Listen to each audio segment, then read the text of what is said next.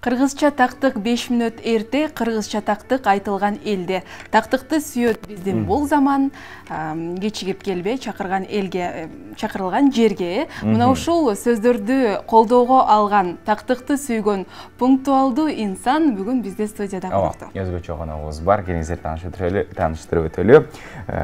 Кыргыз Республикасынын эмгек сиңирген артисти Ырысбек Абдыкадыров атындагы сыйлыктын ээси, көптөгөн керемет болгондордун автору, ырчы, элибиздин сүйгөн ырчысы Сыймык Бешекеев агайыбыз бизде конокто. Кутмандыгыңыз менен. Жакшы келип алдыңыз. Кош келипсиз, мынакей.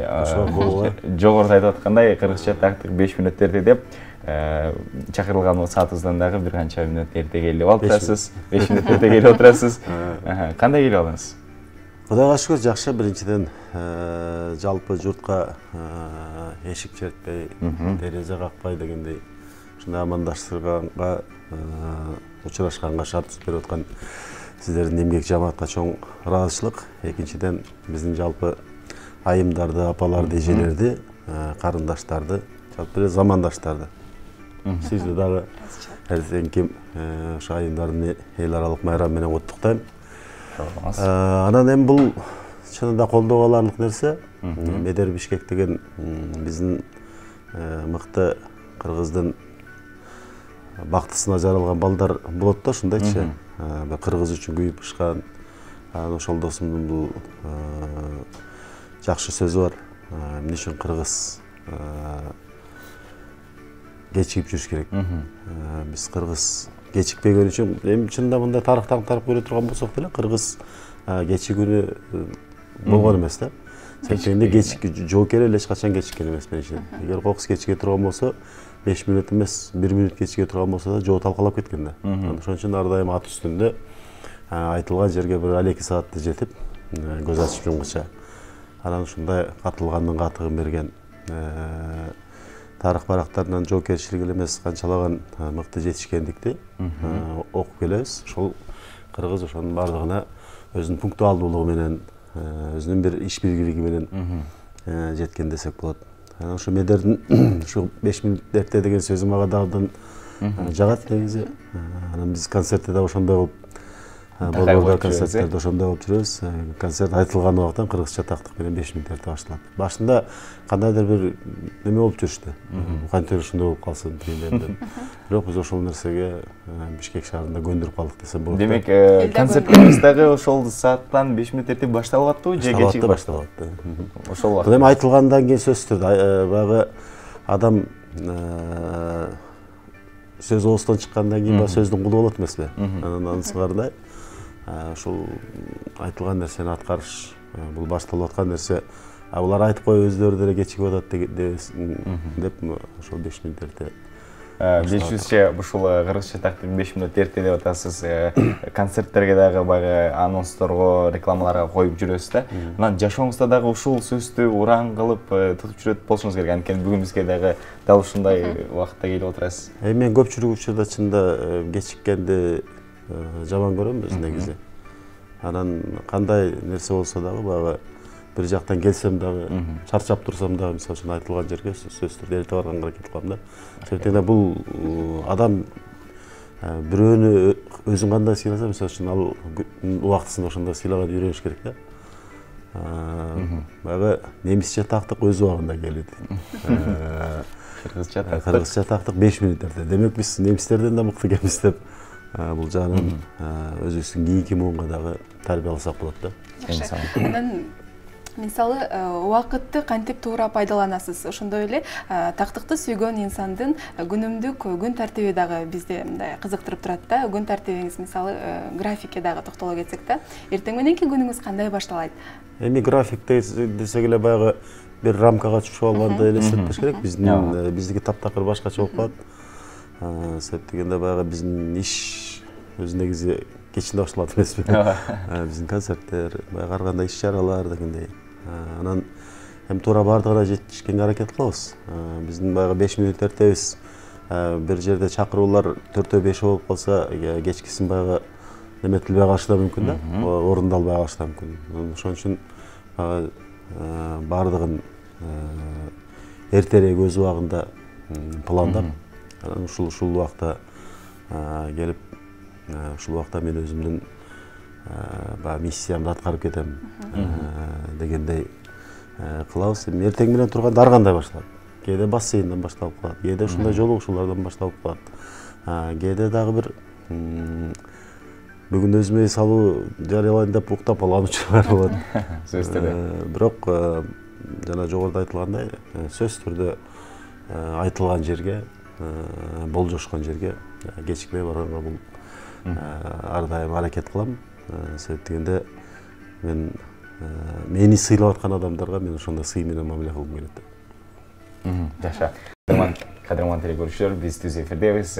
Коногубузга болгон суроолоруңуздар болсо, байланышка чыксаңыздар болот. 56-56-72 сандары чалуу үчүн кызмат. Ал эми WhatsApp аркылуу дагы билдирүүлөрдү узатсаңыздар болот. 772-98-70-07 сандары өз билдирүүлөрүңүздөрдү узатсаңыздар болот дейли.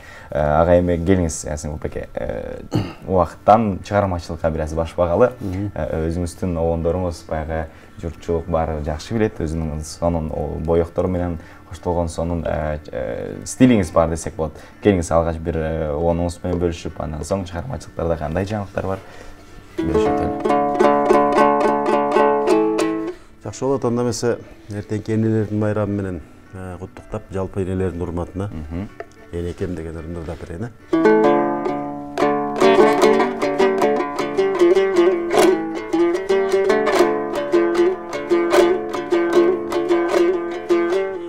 Койгондой мезгили сизге жүгүн артып, самайың былтыркыдан агыш тартып, энекем кагылайын тартайбасын, өмүрдүн кайыгында барат калкып, энеке кагылайын картайбачы, самайың калып турго агыш тартып. Ahai, алтын энем, мен үчүн канча чачың агарды экен. Энелер бар бул дүнүйө аста-аста, чайпалбай кармалгансый тең салмакта. Алыстығы жоқ болса егер энелердин, одарылмақ жер шарын бір заматта. Ахай, алтын энем, мен үшін қанша күйшік тарттың екен.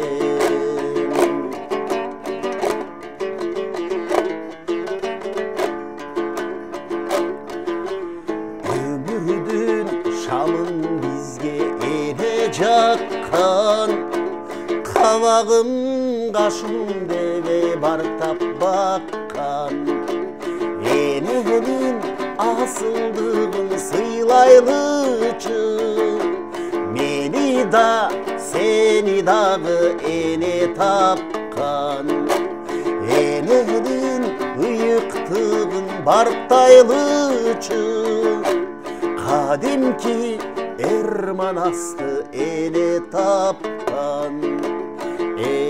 Hey, altın enem, men üçün kança çaçıp ağardı eken. Kabağım, kaşım deve bartap bakkan, uşa oturgan üçöbüzdü ele tapkan. Ай, бале, бар болыңыз деле. Майрамдын Турлай жагымдуу сонун музыкалык капаларыбызга барды калайбыз ар дайым. Эми чыгармачылык жаңылыктар деп айтып калдыгар жана ырдан кийин деп. Чыгармачылык жаңылыктар абдан көп десем болот. Кудай буйрса. Жаңылык көптүгүнөн ушул Борбороодо концерт койгонго жетише албай атам. Жакынкы жаңылыктарды айтып кете турган болсом, эртең Кудай буйрса ошо Токмок шаарында энелер майрамына карата концерт берип берген атам. Ошо чет өлкөдөгү биздин бордоштордун чакыруусу көп болуп, ушул чет өлкөдө көбүрөөк болуп атам азыр. Кудай буюрса да бир жумадан кийин Европага сапар алабыз. Рахмат, ушул биздин Украинадагы, Германиядагы, Франциядагы, Италиядагы мекендештердин чакыруусу менен ушул 2 жумадан ашык убакытка Ноорус майрамына, жаз майрамына карата ушул концерттерди өткөрүп келгени баратабыз. Асель Турдалиева менен, анан Алтынбек Кыдыралиев деген ырчы жигит. Кыргыздын мыкты ырчы айым ошо Асель айым кошо барган атат, Кудай буйрса. Андан сырткары ушул май айларына бир жакшы программа кылсам деп дагы ойлонуп атам. Ушу Бишкек шаарында көптөн бери концерт бере элек элем. Сценарийди да өзүм жазып атам. Бул концерттин сценарийси да Кудай буйрса өзүм болом. Мен буга чейин баягы көпчүлүктөр, көрөрмандар баягы ырчы катары билишет, ырчы оочу катары. Анан ошо өзүм калемиме таандыктагы жазылган ырлар бар да. Анан ушулардын барып бир топтомун кылып, Кудай буйрса өзүмдүн окуумда дагы ошо ар бир ырга, мисалы үчүн ар бир ошол программага шайкеш келе тургандай кылып бир ойлонуштуруп сценарийлерин жазып атам да. Сөзүңүзгө кабыл жасайм бай, азыр бизге керек болчубуз байланышка чыгып калыптыр. Кабыл алып койсок. Саламатсызбы? Алло, саламатсызбы, кутман таңыңыз менен. Келиңиз. Алло, саламатсыздарбы? Биз сизди угуп жатабыз, аты жөнүңүз? Алло. Саламатсызбы. Кичирейте алыңыз. Сыймык иниме калуу тилек айтып кетет элем. Рахмат. Байрамыңыз менен. Уланып бериңиз. Кыргыздын ушундай патриот жигиттери аман болсун. Рахмат. Мен өзүм иностранецтер менен көп жыл иштегем. Анан борики переворот болуп, Роза Отунбаева турбадыбы? Анан ошондо иностранецтердин көбү күлгөндө, силерден эркектер жокпу, жигиттер жокпу, ушул апаларды коргогон, карындаштарды коргогон. Азыр перевороттон кийин ушундай бир аял кишини коюп койду. Булар кандай бул эртеңки күнү атып кетсе, адиле бирөөнүн энеси, бирөөнүн эмеси дегендей депчи. Анан мен да аябай ыза болуп айттым да, бизде баары ушундай жакшынака жигиттер бар. Неужели силердин эркектер жок, силерди коргоп ала турган? Дешти. Мен баарына жооп берем деген депчи. Анан кийин анан эми ошо айтып кетет турганым, ушундай балдарды өнүгүп, өстүрүп, жанагы коммерсанттарды жана депутат кылып чыгарбай ушундай патриот жигиттерди койсо, бул жана өзбектерге салам деген. Сизге чоң ыраазычылык, албетте. Ооба. Рахмат. Биринчиден майрамыңыз менен эми ар бир жаран, мисалы үчүн бала деле, мисалы үчүн бир энеден ыйык зат жок деп бул айтылат эмеспи? Куранда деле. Анан мен ойлойм, бул жерде эч кандай баягы аялдын артына жакшынып тигиндей мындай деген сөз болбош керек да бул жерде. Кыргыз сөзсүз түрдө энени улуу тутат, эне менен кеңешет, эне менен ар дайым сыймыктанат. Анан ушул ошондой өткөл куракта дагы, убакта дагы, мисалы үчүн эненин даанышмандыгы менен, эненин акылмандыгы менен кеңешип иш кылган. Эми Роза эжебиз деле, Роза Исаковна ошол маалда туура өлкөнүн башында турду, бирок аны менен кеңешип турган кыргыздын мыкты жигиттери болду да. Сиз ушундай башыбызда болуп бериңиз, сиз ушундай жетектеп бериңиз дегенчи. Мен ушундай түшүнөм, ошол тарых барактарында илгери Манасты алып келе турган окуп көрсөк деле, мисалы үчүн Манас атабыз өлгөндөн кийин Каныкей апабыз акылмандык менен кыргыздын баягы уучун улаган эмеспи? Баласын жашырып болсо дагы ошо кыргыздын кийинки келечеги деп. Анан менимче бул жерде эч кандай ардана турган деле, намыстана турган деле нерсени бизде кылбайбыз. Дагы байланышта теле көрүүчүбүз бар, күтүрбөй кабыл алабыз. Саламатсызбы? Биз сизди угуп жатабыз, кутман таңыңыз менен. Саламатсыздарбы? Ассаламу алейкум, Сыймык байке. Валейкум ассалам. Ден соолуктар кандай, жакшы жүрөсүздарбы? Кудайга шүгүр, жакшы, рахмат. Келиңиз. Рахмат, өзүңүздөрдүн да иншаллах Сыймык байке сизге кааларыбыз бактылык берсин, Аллах таала өмүрүңүздү, үй бүлөңүздү, өмүрүңүздү узун кылсын, үй бүлөңүзгө бактылык берсин иншаллах. Рахмат. Динден түшүнүк берсин. Кыргызстандын тааныбал сүйүктүү артисттерден сен иншаллах ар дайым бактылыктын үстүнө жүрүп, элдин кызмат кылып жүрөңүздөр. Аллах таала ыраазы болсун иншаллах. Чоң рахмат. Чоң рахмат. Урматтуу телекөрүүчү. Бийлдирүүлөр да келет атат. Сыймык байке экөөбүз калыпка куйгандай окшошпуз. Мага Акбозат менген 30 жаш дегендериңизди да бериңизчи деп мынакей телекөрүүчүбүздөн калып элек суроолор келип атат. Бир суранат окшойбуз, Жүк болсун деп дагы бир чыгарып. Бир куплет ырдап берейин анда. Бир куплет. Дегенде сураныштар көп болот болчу. Ар бирине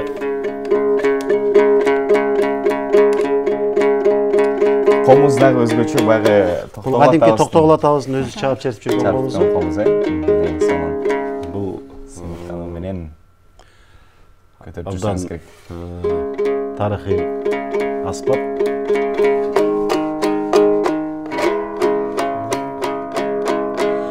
Билинбестен мезгилдердин сынагы, билбем качан кайсы жолдон сурады, жетип келип колдон алды байкатпай, алы кулдун ак боз атчан курагы. Ай жылдарды аралатып кошуп жаш, кече гана турдум эле тосуп жаз. Күлгүн чакты чакыргансыйт күз жака, алы кулдун ак боз минген 30 жаш. Кече эле тиги кырда жок эле, кайдан келдиң боз ат минген 30 жаш. Керемет чыгарма, керемет.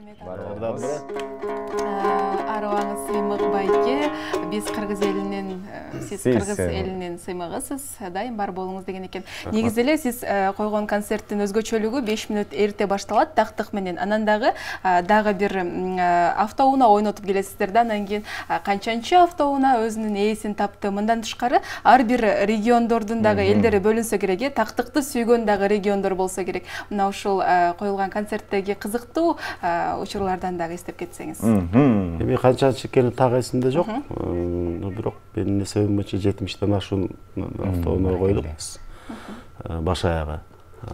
Бул саамалыкты ошо кыргыз өлкөсүндө эле эмес, кыргыз жеринде эле эмес, биздин сыртта жүргөн мекендештерге дагы алып бардык. Ошо Орусияда жүргөн, ал жакта да ошол 5-6 машинадай ойноттук. Быйыл 31-августта Кудай буйрса Чикагода концерт коебуз. Биздин эгемендүүлүк майрамына карата АКШдагы мекендештерге. Анан ушул нерсени пландап атабыз. Балким Кудай денсаулык берсе, ойлогон ой тилек максаттарды ишке ашырууна мүмкүнчүлүк берсе, ал жакта дагы ушул саамалыкты жасайлы деп аракет кылып атабыз. Себептен алардын ушуга каалоосу абдан күч болуп атат. Кудай буйрса, мен ушу жаңы жылдын алдында концерт бердим. Чикагода. Жана Американын бир топ биздин мекендештер бар штаттарында да болдум да. Анан ушул саамалыкты Кудай буйрса ошол жерден ишке ашырган турабыз. Кийинки сурооңуз кандай болду? Мисалы, ар бир региондордо концерт. Ар бир региондордо эми билбейм, мен баягы бөлө албайм да. Бул жердеги мындай концертке келет, анан берки так, берки неме келет. Менимче бардыгы эле бирдей болсо керек. Илгери эстебиз атабыз айтчу элет, Турсуналиев. Мен ал кишинин колунда тарбияланып калдым да. Анан Кыргызстандын ичинде дейт, менин жан башым тийбеген төшөк дейт, отурбаган төшөк дейт. Менин чыканагым тийбеген жаздык, анан менин оозум тийбеген кашык калган жок дейт. Анысында бардык жердин тузун татып жүрөбүз, бардык жердин батасын алып жүрөбүз, күйөрмандардын. Анан кыргыз Африкада да кыргыз болот да. Кайсы жерде болбосун өзүнүн пейилин жоготпойт, салт санаасын жоготпойт, анан өзүнүн меймандостугун жоготпойт. Анан бардык жерде эле айыл шарттарына байланыштуу, мисалы үчүн эми баягы мал жанды растамай, дыйканчылыктан кийин дегендей ошо кечирээк башталышы мүмкүн. Болбосо убагында эле бардык 5 мүнөт эрте башталат. Баштаганга аракет кылабыз.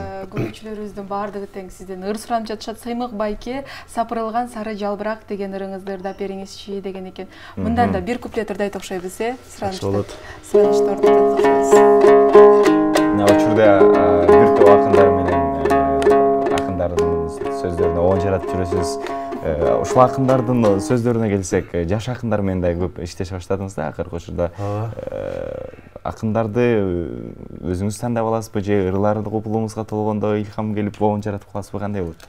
Бул жерден баягы акынды тандап алат деген деле баягы туура эмес болуп калат болуш керек. Мисалы үчүн азыр эми мурун китеп жетсе жетип, жетпесе жетпей калчу эмеспи? Азыр ыр табуу мүмкүнчүлүгү чыгармачыл адамдар үчүн жогору болуп калды. Себеби баягы соц тармактардан, ошол эле Facebook'тан, Instagram'дан мисалы үчүн жазган ырларын окуп, анан өзүң купулуңа толгондорду иргеп коесуң да.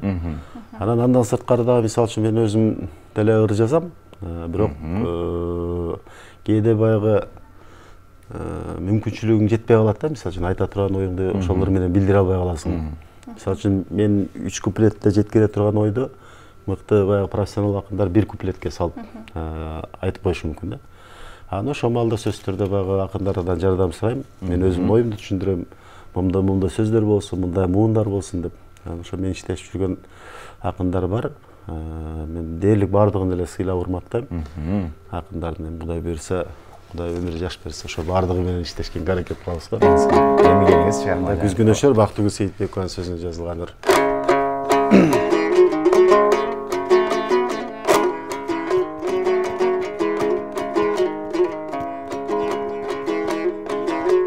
Сапырылган сары жалбырап, саналарга менин азгырат. Терезеге келип тигилсем ай, үнсүз дарак тиктей жалдырат. Жаш жүрөгүм мынча кайгырды, көңүл кушун кимге калдырды. Күзгүн өшөр тынбай төгүлөт ай, көздөрүңдөн жаган жаңбырды. Ай баракелде. Көздөрүңдөн жаган, көздөрүңдөн жаган, көздөрүңдөн жаган жаңбырды. Керемет чыгарма, керемет аткаруу, таң маанай программасы. Таңды биз менен тозуңуз. Конокто болсо Сыймык Бейшекеев агайыбыз. Агай, мынакей бул ырды ырдап жатып аябай берилип, башкача бир эргүү менен аткарып бердиңиз да. Негизи эле чыгарманы ырдоодо, бир ырды аткарууда кандай сезимдерди жашап өтөсүз? Анан дагы мындай көз алдыбызга бир мындай сюжетти элестетип калабыз го, негизи бир нерсени аткаруудачы. Анан сиздин ырларыңыз ар кандай тематикада, анан кандай сюжеттерди элестетебиз? Жаңбырда иште жаңбыр жауып атат өзү да. Жазгын өшөр болот, силер байкагансыңар керек эртеден бери. Жакшы баягы жанга жагым жазды элестеткен нерсе болуп атат. Анан ыр дагы ошого шайкеш болгондуктан эми баягы бир куплеттин ичинде баягы толук кандуу ырдын дүйнөсүндө жашай албай каласың да. Анын үчүн баягы колдогон адамдар болсо, кошо сүрөп ырдап отурса, анан толук кандуу ырды ырдаганда эми гана баягы ыр дүйнөсүнө сүңгүп кирет болуш керек да адам баласы. Анан эми ар кандай учурда, мисалы үчүн көпчүлүк айтат баягы чыгармачылыкка эргүү ушул жамгыр жаап атканда керек деп коюшат да. Бирок эми менде ар кандай учурда күзгүн өшөрдү мен мисалы үчүн кышында жазгам. Чилдесинде жамгыр деле жок эле, баягы текст гана мен баягы сезим жүрөк кылдарым баягы кытыгылай алгандыктан ошол сөзгө таасирленип жазгам да. Ал убакта мен 22 жашта болчумун. Анан ушул ыр жазылганда негедир кээде жакшы ыр кыйнабай жаралат да адамдычы. Мен таптакыр кыйнаган жок бул чыгарма. Мен бир эле немеге кармалып калгым келбейт. Мисалы үчүн сүйүү жөнүндө болсо сүйүүнү эле ырдап туруп алгым келбейт да. Мисалы үчүн ошол эле ата энеге болгон, достукка болгон, үй бүлөгө болгон өзүмдүн арзуумду ошол сүйүүмдү билдиргим келет да ыр мененчи. Анан кийин сөзсүз түрдө эле азыр күн бүркөлсө колго комузга алып жамгыр жазар жазып ийем дегенден алысмын. Ооба. Ар кандай учурда келет, ар кандай жагдайда. Мисалы үчүн жакшы адам менен сүйлөшүп отурганда бир өзүнчө эргүү берет да. Жан дүйнөң ошол нерсе бир сүйүнт алса, ошо жакшы сөздөр менен. Мисалы үчүн азыр көрөрмандар менен биздин ортобузда да жакшы байланыш болуп атпайбы? Ушул телефон чалуулар, айтылган кабыл тилектер дагы кандайдыр бир сезимдин кушун бир канчанчы кабатка чейин көтөрүп коюшу мүмкүн да. Же болбосо тескерисинче бир нерсени китеп окуп, же болбосо кино көрүп маанайың чөккөндө бирөөнүн окуясын угуп калсаң, ошого да таасирленип калат адам баласы. Чоң рахмат баарыңызга эле. Эң башкысы ошол жүрөгүңүз менен жаратканыңарды жүрөгүңүз менен эл журтубузга жеткирип жүрөңүз дейли. Убактыбыз болсо тарып бараттыр. Коштошмокчубуз. Сапарыңыз байсал болсун. Алдыдагы бардык мекендештерибизге салам айтып барыңыз. Келип келгениңиз үчүн чоң рахмат. Дагы бир жолу майрамдын алдында ушул калың элде аял затын куттуктаганга шарт бергенге сиздерге чоң рахмат. Ар дайым бар болуңуздар. Жалпы кыргыз эли эч качан кечикпей, эч жерден бири-бирин ар дайым сыйлап, урматтап, ошо ынтымак менен, беримдик менен, анан тактык менен жакшы ийгиликтерге жетиштерине тилектешмин. Бар болуңуздар, кадырман телекөрүүчүлөр. Биздин студиябызда конокто Кыргыз Республикасынын артисти Ырысбай Абдыкадыров аттагы сыйлыктын ээси, обончу аткаруучу жана акын Сыймык Бешикеев агайыбыз болду. Эми берүүбүздө болсо бир нече өлкөлөрдө жүрүп, тажрыйбасын арттырып, Кыргызстаныбызга дагы ошондой бир маданиятты жайылтам деп жүргөн жаш жигит тууралуу материалыбыз бар. Дал ошол материалга көңүл бурабыз.